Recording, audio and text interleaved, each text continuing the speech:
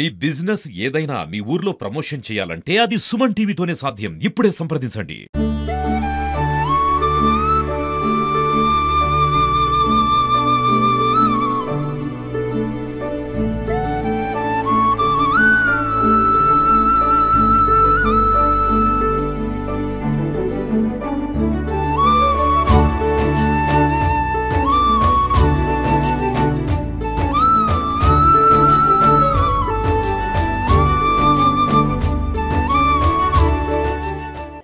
Hi, hello, నమస్తే, welcome to Suman TV.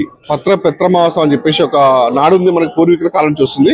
మరి ఈ పెత్తరాంస రోజు అంటే పితృదేవతలకి, అంటే చనిపోయిన వారికి వాళ్ళకి జ్ఞాపకార్థంగా వాళ్ళ సంతోషపరిచే విధంగా అమావాస్య రోజు అంటే అమావాస్య రోజులు ఆగమనంతో వాళ్ళకి పితృదేవతలకైనటువంటి వారికి బియ్యం కానీ ప్రత్యేకంగా గుడికి వచ్చి, ఉదయాన్నే గుడికి వచ్చి స్నానాలు తీసుకొని ఆచరించుకొని గుడికి వచ్చి కూరగాయలు కానీ, నూనె కానీ, బియ్యం కానీ, పప్పు కానీ ప్రత్యేక పూజలు చేయించుకుని మనం వారికి పితృతర్పణ చేస్తుంటాము. మనం విజువల్స్ చూసుకోవచ్చు. చాలా మంది కూడా ఇక్కడ పట్టణ చెందినటువంటి వేణుగోపాల స్వామి గుడి ఆలయంలో చాలా మంది భక్తులు అంటే వాళ్ళ పితృదేవతలకి మొక్కులు చెల్లించుకున్న వారికి ఇక్కడికి వచ్చి పెద్ద ఎత్తున కూడా ఉదయం నుంచి భారీగా క్యూలో ఉన్నారు. వాళ్ళు అంటే వాళ్ళకి ఏ రాశి వారైతే సంబంధించిన ఆ రాశి వారు ఏ దానం చేస్తే ఆ పితృదేవులకి మేలు జరుగుతుంది, అంటే వాళ్ళకి ఆశీస్సు మన మీద ఉంటాయి అని చెప్పేసి ఒక నానుడు అయితే మనం విజువల్స్ తీసుకోవచ్చు. ప్రతి ఒక్కరు కూడా అంటే వాళ్ళకి పితృదేవులకి ఏది ఇష్టమైనా వాళ్ళ రాశి బట్టి కూడా కొంతమంది పప్పు దానం చేస్తున్నారు, కొంతమంది చింతపండు కానీ, ఆయిల్ కానీ, నెయ్యి కానీ, బియ్యం కానీ, ఇలా ఇతర అన్ని వస్తువులు కూడా సంబంధించినటువంటి వాళ్ళ కుటుంబానికి మొత్తం దానం చేసిన పరిస్థితి ఉంది. ప్రస్తుతానికి మనకి మరి ఇది సంబంధించినటువంటి ఈ రోజు పిత్రమావాస రోజున మరి ఎందుకు దానం చేయాలి, ఏం దానం చేస్తే బాగుంటుంది, మరి ఈ రోజు ఎందుకు దానం చేయాలని పూర్తి వాళ్ళు కొంత మాట్లాడేందుకు మాత్రం ఇక్కడ ఉన్న ఆలయ పూజారి ఉన్నట్టు వాళ్ళు అడిగి చేసే ప్రయత్నం ఇద్దాం.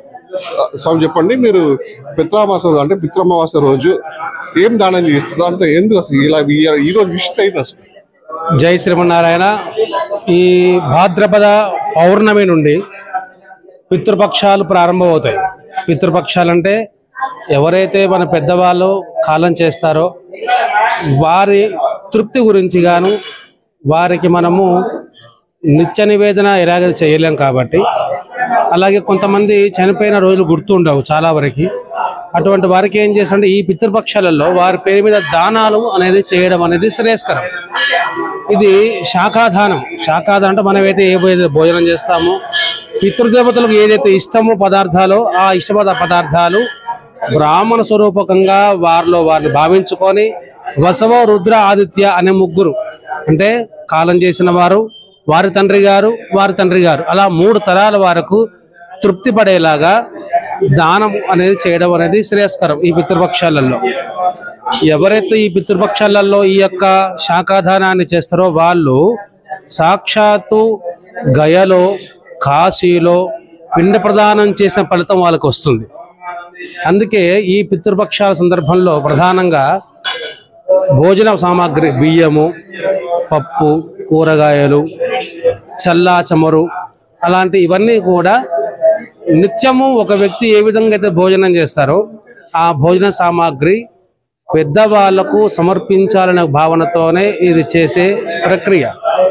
దీనివల్ల ఏంటంటే పితృదేవతలు తృప్తి పొందితే కనుక వారి యొక్క ఆశీస్సులు ఒక తరంగాల వైబ్రేషన్ లాగా వచ్చి ఎవరైతే దానం చేస్తున్నారో వారి వంశ వృద్ధికి తోడ్పడతాయి. కాబట్టి పెద్దవాళ్లకు వాళ్ళని తలుచుకుంటూ పెద్దవాళ్ళ పేరు మీద దాన ధర్మాదులు అనేది చేయడం అనేది పరిపాటిగా కొనసాగుతున్న విషయము. ఈ పితృపక్ష అమావాస్య, పితృ అమావాస్య అంటారు దీన్ని. స్వామీజీ అంటే సంబంధించినటువంటి ఎవరైతే వాళ్ళ పూర్వీకులు ఉన్నారో వాళ్ళ రాశి ప్రకారము దానం చేస్తే వాళ్ళ రాశికి బియ్యము, ఇంకో రాశికి పప్పు, ఇంకో రాశికి నూనె అనేది ఒక ఆచారంగా వస్తుంది. వాస్తవంగా అలాంటిది ఏమి ఉండదు. ఇప్పుడు ఆ రాశులకు, నక్షత్రాలకు, ఈ పితృపక్షాలకు ఎటువంటి సంబంధం లేదు. ఎవరైతే కాలం చేస్తారో కాలం చేసిన వారి యొక్క పేరు మీద ఈ పితృపక్షాలలో దానం చేయడం అనేది ప్రధానం. కాబట్టి అంతేగాని మేషరాశి వాడు పప్పు ఇవ్వాలి, ధనుసు రాశి వాడు నూనె ఇవ్వాలి అనేది లేదు. భోజన సామాగ్రి ఏదైనా ఇవ్వచ్చు. అంతే తప్ప ఇవన్నీ నా పరిపరి రకాలుగా పరిపరి విధాలుగా ఈ మాంజమం ద్వారా వస్తున్నాయి, కానీ అవన్నీ నమ్మశక్యం కాదు, నమ్మాల్సిన అవసరం లేదు. ప్రధానంగా పితృదేవతలకు మన పూర్వీకులు ఎవరైతే కాలం చేశారో వసవో రుద్ర ఆదిత్య అనే 3 భాగాలుగా చేసి తండ్రి గారు, వాళ్ళ తండ్రి గారు, వాళ్ళ తండ్రి గారు, అలా 3 తరాల వారికి తృప్తి పొందే విధంగా మనము భోజన సామాగ్రి దానం చేయడం అనేది శ్రేయస్కరం. అంతే తప్ప మిగతాది అంటూ ఈ రాశి వారికి, ఈ నక్షత్రం వారికి ఇది చెయ్యాలనేది ఎక్కడా నిర్ణయం లేదు, ఏది కూడా సంహితంలో రాయలేదు. ఒకవేళ అంటే పితృతర్పణం చేయని వారికి అనే దోషాలు ఉంటాయి ఏమన్నా? చాలా ఉండొచ్చును. ఎందుకంటే ఎంతమంది దేవతలు దేవీలను మనము ప్రార్థన చేసి ప్రసన్నం చేసుకున్నప్పటికీ కూడా తల్లి తండ్రుల యొక్క అనుగ్రహం లేనిది ఆ మిగతా ఇచ్చే దేవతలు ఇచ్చే అనుగ్రహం మాత్రము దేనికి ఉపయోగపడదు. అంటే వాళ్ళు తృప్తి పడాలి. అందుకే తల్లిని తండ్రిని వాళ్ళ కుటుంబ పూర్వీకులందరినీ కూడా మనం ఎప్పుడు కూడా ధ్యానం చేసుకోవాలి, మరవకుండా ఉండాలి. అది చేయలేని వారికి ఎన్ని రకాల యజ్ఞయాగాలు చేసినా, ఎన్ని పూజ పురస్కారాలు చేసినా, ఎన్ని ఉపవాసాలు చేసినా కానీ ఏ ఫలితం రాదు.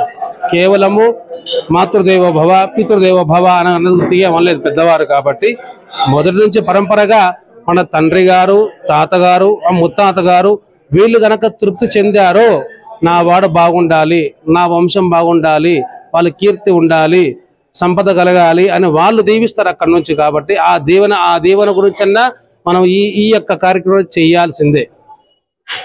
అంటే ఈ రోజు కాకుండా మరుసటి రోజు చేస్తే ఫలితాలు ఉంటాయంట? ఉండొచ్చును. ఇప్పుడు వాస్తవంగా పితృపక్షాలు ఎప్పటి నుంచి ప్రారంభం, ఇందాక చెప్పుకున్నాం భాద్రపద పౌర్ణమి నుంచి మొదలుకొని ఈ అమావాస్య వరకు కూడా పితృపక్ష తిథులు ఉంటారు. ఒకవేళ ఈరోజు ఏదో ఒక కారణం చేత ఇవ్వలేని వారు, ఊర్లో లేని వాళ్ళు, దగ్గర లేని వాళ్ళు దసరా రోజు కూడా ఇచ్చుకునే అవకాశం ఉంటుంది. దసరా వరకు కూడా ఇవి కొనసాగే అవకాశం ఉంటుంది, ఇచ్చుకోవచ్చును. ప్రధానంగా ఇది కాకుండా అసలు ప్రతి ఒక్కరు కూడా వాళ్ళ సంబంధికులు పూర్వీకులు ఎవరైనా కాలం చేసినట్లయితే ప్రత్యేకించి ఏ తిథి రోజున కాలం చేశారు అనేది గుర్తుంచుకోవాలి. ఆ తిథి రోజు నాడు గనక ఇలాంటి దాన ధర్మాలు చేస్తే ఇంకా శ్రేయస్కరం. మనము మన జన్మదినాలు జరుపుకుంటాము, డేట్ ఆఫ్ బర్త్ ప్రకారంగా ఫలానా డేట్ నాడు ఫలానా నెలలో పుట్టారు కాబట్టి మళ్ళీ అదే నెలలో అదే రోజు నాడు డేట్ ఆఫ్ బర్త్ జరుపుకుంటాం. అలాగే మన పెద్ద వాళ్ళకి ఏంటంటే కాలం చేసిన రోజు అనేది ఒకటి ఉంటుంది, తిథి ఉంటుంది. ఆ తిథి చాలా శ్రేయస్కరం. ఆ తిథి రోజు నాడు జరిపేట ఈ యొక్క ప్రక్రియ వాళ్ళొక సంవత్సరం అంతా కూడా మనం భోజనం పడతాం వస్తుంది. కాబట్టి ఒకవేళ అది మర్చిపోయిన వాళ్ళకు ఇది పితృపక్షాలు, ఈ అమావాస్య ఒక అవకాశము. ఈ రోజు కూడా ఒకవేళ ఏ అవకాశం దొరకకపోయినప్పటికీ కూడా, అంటే ఈ దాన ధర్మాలు చేసే అవకాశం లేకపోతే దసరా వరకు కూడా ఇచ్చుకునే అవకాశం ఉంటుంది. కాబట్టి ఎటువంటి చింతించాల్సిన అవసరం లేదు. ఇతరికైతే ఈ పితృపక్షాలకు సంబంధించినటువంటి పితృతర్పణంలో ముఖ్యంగా అవైతే పితృదేవత ఎవరైతే ఉన్నారో వారికి ఈ రోజు అమావాస్య రోజు మంచి రోజు అని చెప్పేసి వాళ్ళకి భావిస్తున్నారు. ఈ రోజున కనుక వాళ్ళకి సంబంధించినటువంటి ఇష్టమైనది ఏదైతే సంబంధించినటువంటి భోజన సామాగ్రి వాళ్ళకి మనం దానం చేసినట్లయితే మనకి అన్ని విధాలుగా మనకు శుభం కలుగుతాయి. మనకి పైనుంచి వాళ్ళ పితృదేవతల ఆశీస్సులు కూడా మనకు ఉంటాయని చెప్పేసి ఇక్కడ ఉన్నటువంటి ఆలయార్చకులు చెప్తున్న పరిస్థితి ఉంది.